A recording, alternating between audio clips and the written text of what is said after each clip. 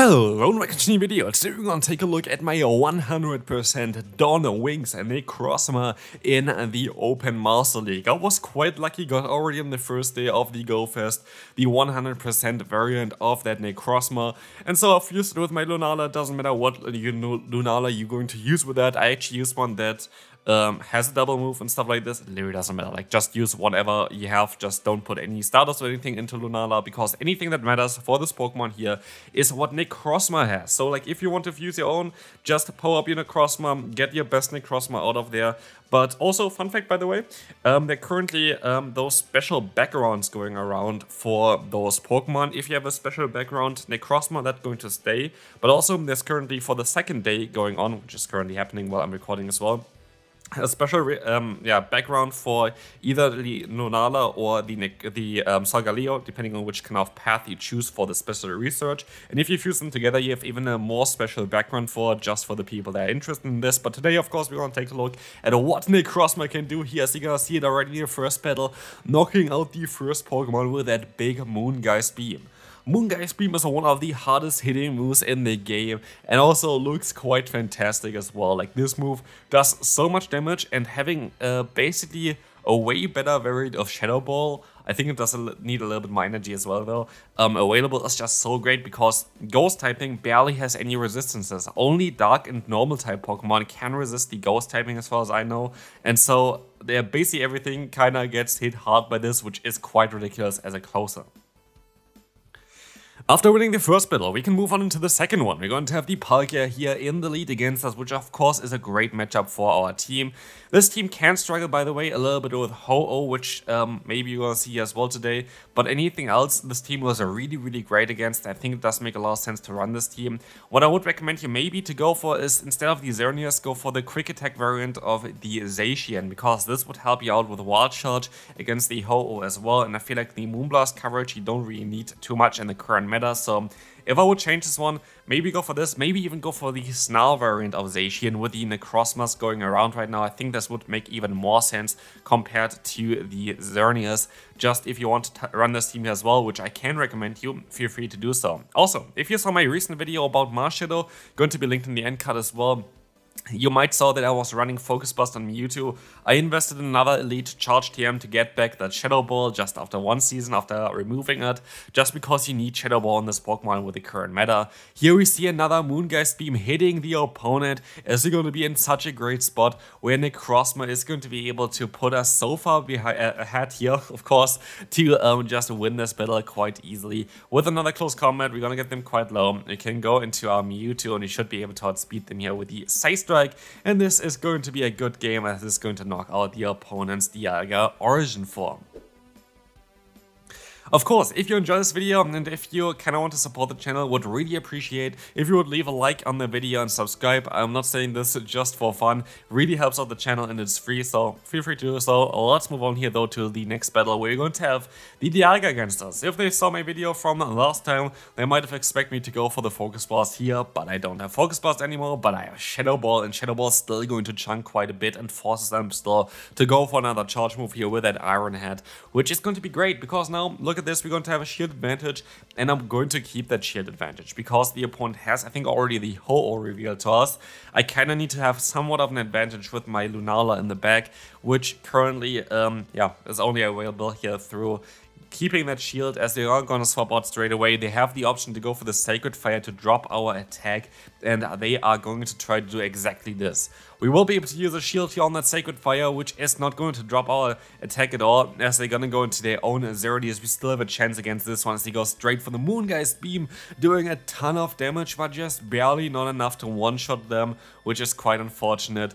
But yeah, basically, Necrozma in this form has insane amount of attack, but sadly we're going to get the attack drop here. Maybe this actually matters. It might actually have mattered that we got the attack drop here, which you're going to see soon now as well.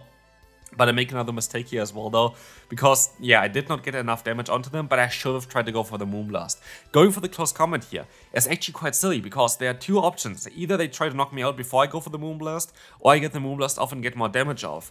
But because I didn't do this, this Dark Pulse is just barely not going to be enough to knock them out, and I think actually the debuff of that opponents, I think Moonblast was as well, actually going to really matter there, which is quite unfortunate. We should have won this game if I played it a little bit better as well.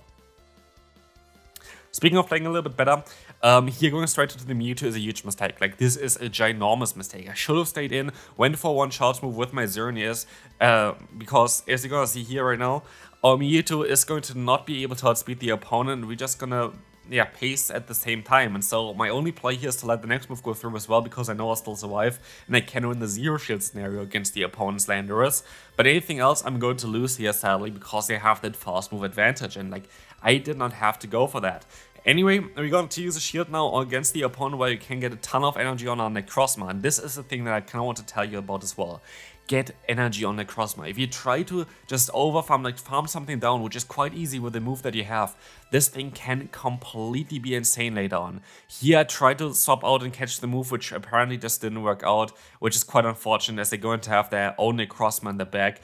I'm gonna go ahead and go for a close combat here, and if I can get another one off, I think I'm in a great spot, because they should be forced to go for the steel type variant of Moongeist Beam, which I forgot the name of, Sunsteel Strike, exactly. And so we should be in a great spot here, because Sunsteel Strike does take, I think, like 65 energy or something, so I wouldn't be able to get to another move. And so I can actually even reach this charge move here, knock them out with that, and I still have my Lunala in the back, and I should be able to get to 2 Moongeist Beams with the health that I have left. And so we go just straight for one, and boom, look at that damage one-shotting that Palkia. Definitely an insane Pokemon. I want to try and take a look later on as well at the other form of Lunala, but not Lunala, of the Necrozma, of course, with the Solgaleo fuse. So definitely stay tuned for this. I might build just another Necrozma there as well for it. But yeah, we have to see it until I have done some more raids. I'm gonna go outside afterwards. I have not been outside actually today for the Go Fest at all. Like, it's a little bit difficult for me right now to play the game, but it is what it is. We're gonna see here as well that they're gonna get an attack boost with that Ancient Power. Wow, that's lovely. That's literally completely changing everything. We would have been able to have such a better time against them here, because we would have not needed to use a shield here, and we would have also not taken as much damage from them. But it is what it is, I guess. Yeah, Giratina can be a little bit tricky as well for this kind of scenario, but they swap back into their Dialga. I can use a shield, Iron Head is coming through, but like, look at the damage again. Like, we're gonna go straight for the Moongeist Beam. I barely use Dark Pulse here. You could even argue for going for Outrage, but here we're gonna decide to go for the Moongeist Beam again against the opponent's Kyogre. This is going to be able to get the final shit from the opponent. And we have to be a little bit careful, and honestly I make a little bit of a mistake. I should have went up to one charge move with my Mewtwo. Like, no matter what, this was my only way of really winning this battle. And so again, like, a little bit of a mistake by me. But as you can see here, I still try my best. The opponent goes up. Hopefully they don't have an Origin Pulse or something. Maybe they go for Surf and I still have a chance of winning this battle. We have to see here what they're going to go for. It is going to be that Thunder, and this is sadly going to be enough to put me into range where they can farm me down. Next opponent coming through, we're going to have a Palkia in the lead. That's going to be quite okay for us. Landorus is coming in here, and we will be able to go for the Moonblast deck. You have to stay in if they swap out into the Landorus. Like, this is the only way of really winning this battle. We're going to be able to get that shield from the opponent as they try to go for their own charge move. We can swap out afterwards into the Mewtwo, and we should be able to align ourselves, which is quite important. Again, you can also decide to go for a Side Strike, and then just try to knock them out with that Necrozma later on to try to sweep the entire team with Necrozma, which can work out quite well, as we will see here that we're gonna have a shield coming up most likely. This is going to be a Sensier Storm, and we're gonna try to go ahead and go for another Side Strike to get maybe the final shield from the opponent. It's going to be a CMP tie here. We will see that Side Strike getting the knockout against them. We still should be able to reach another move, and we can align ourselves. We can only go for a Side Strike though, as Side Strike is going to do more damage, I think, than a Shadow Ball anyway. This is going to be fine, and we can now swap back into our Xerneas. They swap out into their Ho-Oh, and it's down to now Ho against Necrozma. And as I said before, this is not an ideal matchup. We kind of have to hope that they're gonna fall for the bait, I think, and even then it's going to be quite a difficult one. They're gonna go for the Sacred Fire. We don't get the debuff again, which is quite lucky, 50% chance to get the debuff or not.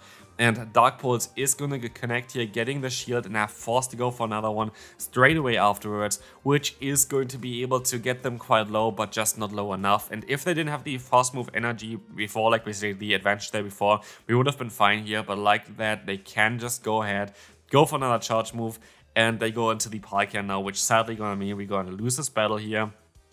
But it is what it is. We're gonna be able to go for that Moonblast, and yeah, sadly I just don't have a charge move stored yet. Or does it really matter? It does not, because the Incinerate damage did not connect yet, needed one more turn to connect, and so we can go for the close combat and knock them out. Next opponent coming through, we're going to have the Mewtwo here in the lead, which is going to be something where you want to stay in for a little bit as well, and you can swap out eventually after one Moonblast. Ideally, they're going to use a shield here actually against you. You're not going to use a shield against them though, as this would definitely be beneficial for us, as this does not knock them out, but something like a Shadow Ball going to knock them out, or a Dark Pulse is going to knock them out as well. So like, I'd rather have the shield here, and now try to use a shield against the opponent. Let's see what they're gonna go into. They're gonna go for a Shadow Ball here as well. As they swap out into the Dialga, I can go for a double Shadow Ball. Double Shadow Ball should be enough to knock them out for sure. This is going to, yeah, be quite close though, but I can go for another one straight away here afterwards. This should be hopefully enough. It is not, but one more fast move is. I should have maybe overfarmed even a little bit more. I think I could have went for one or two more fast moves, which would have been impactful here, because I would have been able to outspeed the opponent. But like this, you're going to have a different game plan for the end, which is to try to win with Necrozma and all the energy that we can gain here. I decided to use a shield as I just want to keep all the energy here for myself. Just gonna go up to nearly 100 energy on this Pokemon, and in the back there's a Rhyperior lurking, which we can hit with a big Moongeist beam. Boom! Knocking them not out, but getting them into the deep red health here, allowing us to swap out, trying to catch a breaking swipe. I can go for close combat as I have a charge move stored on the other Pokemon. That is game, and the opponent knows it as well.